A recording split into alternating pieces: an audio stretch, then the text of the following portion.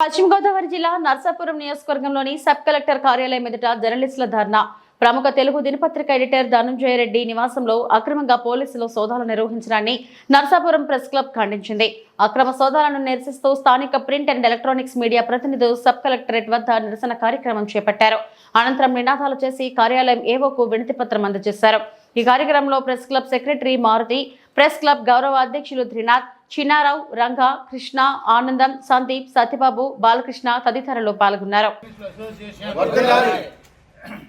అక్రమ కేసులను వెంటనే సాక్షి ఎడిటర్ ధనంజయ రెడ్డిపై పెట్టిన అక్రమ కేసులను వెంటనే సిట్ సోదాల పేరుతో అవలంబిస్తున్నటువంటి అక్రమాలను వెంటనే జిల్లాలి ఏపీడబ్ల్యూజే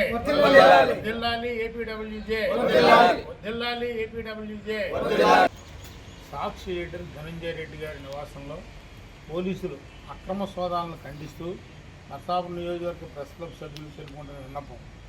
సాక్షి ఎడిటర్ ధనంజయ రెడ్డికి చెందిన విజయవాడలోని ఆయన నివాసంలో ఈరోజు అనగా గురువారం ఉదయం షిఫ్ట్ పేరుతో పోలీసుల బృందం సోదాలు చేపట్టింది.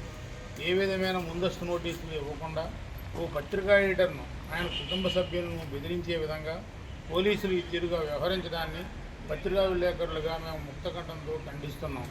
ప్రభుత్వం ఆంధ్రప్రదేశ్ వర్కింగ్ జర్నలిస్ట్ అసోసియేషన్ తరఫున నర్సాపురం ప్రెస్ క్లబ్ తరఫున ఈ రోజున నర్సాపురం ఆర్డీఓ కార్యాలయం వద్ద ఏఓ గారికి నర్సాపురం ప్రెస్ క్లబ్ సభ్యులందరం కలిసి సాక్షి ఎడిటర్ ధనంజయ రెడ్డి గారి మీద జరిగినటువంటి సిట్టు పేరుతో నడిపినటువంటి అక్రమ సోదాలను, ఇటీవల మళ్ళీ ఆయనపై అక్రమ కేసులు బనాయించడం తదితర అంశాలను ఖండిస్తూ వారికి వినతిపత్రం ఇవ్వడం జరిగింది. ఈ విధంగా ప్రజాస్వామ్య వ్యవస్థలో ప్రధానంగా పత్రికా రంగంలో ఉన్నటువంటి ఎడిటర్ స్థాయి వ్యక్తి మీద సోదాలు జరపడం, ఆయనని బెదిరించడం, ఆయన కుటుంబ సభ్యులను బెదిరించడం సరైన చర్య కాదు. ఇటువంటి చర్యలను ప్రజాస్వామ్యం మీద నమ్మకం నుండి ప్రభుత్వం వెంటనే నిలుపుదల చేయాలి. లేకపోతే ఈ పత్రికా రంగంలో ఉన్నటువంటి ప్రతి ఒక్కరూ కూడా ఆందోళన చెందేటువంటి పరిస్థితి ఏర్పడుతుంది.